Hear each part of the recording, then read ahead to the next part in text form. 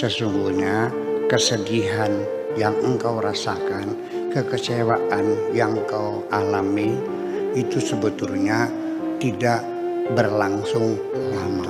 Nah, sebabnya kesedihanmu berkelanjutan itu karena pikiranmu. Inna ma'al usri yusra. Setiap ada kesulitan itu bersamaan dengan waktu yang sama ada kemudahan. Metode yang paling terbaik untuk melerai kepedihan hati kita yaitu dengan mengalihkan perhatian, cari kesibukan-kesibukan. Jangan biarkan ada ruang-ruang kosong dalam pikiranmu itu.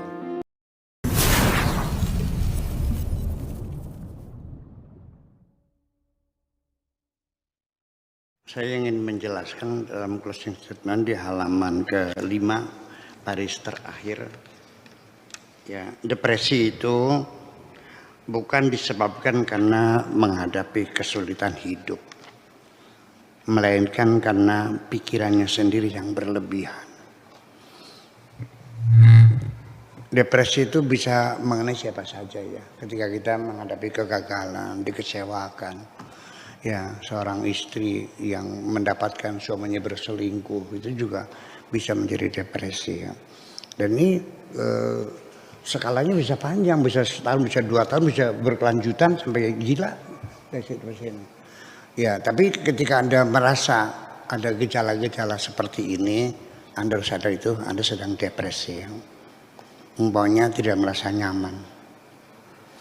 Ngelihat muka orang tuh nyemangit kabeh. Nyebelin gimana tuh? Nggak ada gairah berkomunikasi dengan orang lain. Bahkan ketika berinteraksi dengan masyarakat nggak bisa fokus. Seringkali orang ngomong dia nggak paham. Bukan bodoh, jadi tidak fokus. Ya, kalau dia masih belajar ya hambur semuanya, nggak paham. Ya, kemudian juga merasa kelelahan yang bersangatan dan lain sebagainya. Ini kalau kita cerita di depresi memang seperti itu. Nah, tetapi dinyatakan bahwa sesungguhnya kesedihan yang engkau rasakan, kekecewaan yang kau alami itu sebetulnya tidak berlangsung lama. Hanya 5 menit sampai 15 menit lah kesedihan. Ya, kita sedih melihat teman kita kena kecelakaan. Kita marah melihat suami berselingkuh. Kita melihat anak kita nggak lulus ujian. Itu kesedihan. Itu tidak lebih, hanya 5 menit sampai 15 menit saja. Setelah itu hati kita akan tenang kembali. Kembali menjadi tenang. Seperti kita punya balong, di depan rumah ada balong, kita lempar dengan batu, akan terjadi riak-riak yang melingkar di seputar balong itu sendiri. Dia bergoyang. Berapa lama? Enggak lama. 1 jam lah. Itu akan tenang kembali kok. Nah, hati kita ini seperti balong, seperti air.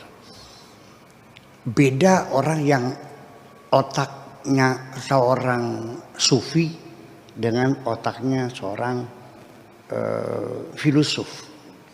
Kalau sufi itu otaknya kayak balong yang tenang, jernih, bening, sampai dasar balong juga kelihatan jelas. Ikan-ikan yang berseliweran juga kelihatan semuanya tenang, damai, menyejukkan. Tapi kalau filosof itu seperti sungai yang mengalir, ya. Bedanya apa? Tenang mah tenang, tapi ketika lama-kelamaan berbau busuk juga. Banyak daun-daun yang berjatuhan, lama-lama airnya ada binatang jatuh mati, busuk. Tapi sungai Cimanuk setiap hari ada kerbau mati, nggak bakal busuk karena dia terus mengalir.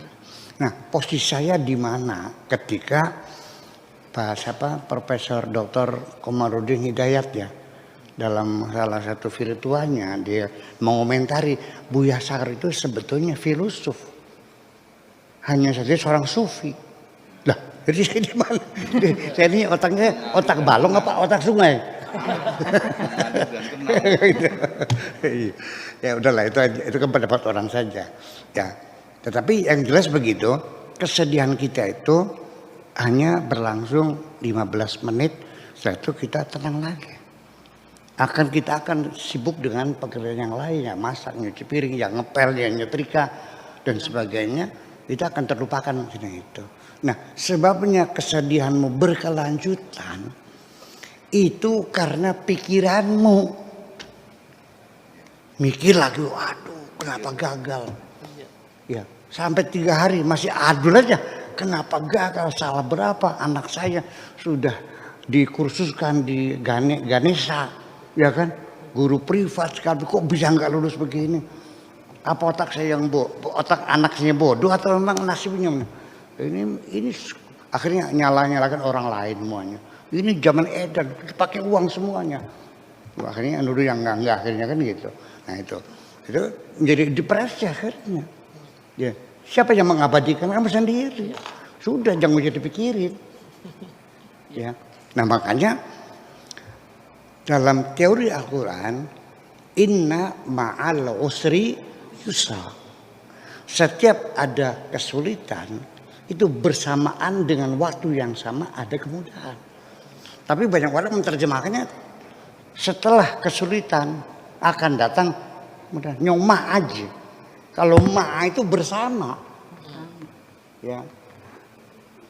Syekh Taufik wa Syekh Tato ma'a Syekh Tato. Taufik bersama ya datang ke rumah saya, ya bersama-sama, bukan Pak Taufik dulu lalu kemudian besoknya, enggak, bersama. Di mana ada kesulitan di situ ada kemudahan.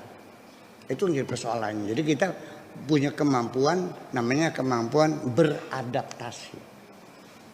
Nah, karena sudah lama terekam dalam memori kita, nanti akan mengalami kesulitan untuk menghapusnya. Jadi kayak diukir pakai pahat di atas batu, ya nggak mungkin membersihkannya. Maka memori lama itu kalau sudah terlalu dalam sekali, sekalipun nanti akan terjadi pengendapan memori dalam ruang yang paling bawah, ruang unconsciousness atau kata orang Belanda verdrongen kompleksen bawah sekali, itu jangan dikira dia akan muncul sendiri kok. Tidak dipanggil dan kita tidak mengundangnya, dia mereproduksi sendiri. Orang yang dulu gemar ngadu jago sudah bertobat sama saya, udah 10 tahun ya, udah 10 tahun tuh ngadu jagonya. Itu masih sering di malam hari jagonya datang, kukururu, ngejak menjago lagi. Nah itu namanya penyakit kambuh semacam itu. Nah, itu. Jadi ini yang perlu kita ketahui. Pokoknya jangan berlebihan lah. Ya udahlah kita. Makanya metode yang paling terbaik untuk melerai kepedihan hati kita yaitu dengan mengalihkan perhatian, cari kesibukan-kesibukan. Jangan biarkan ada ruang-ruang kosong dalam pikiranmu itu.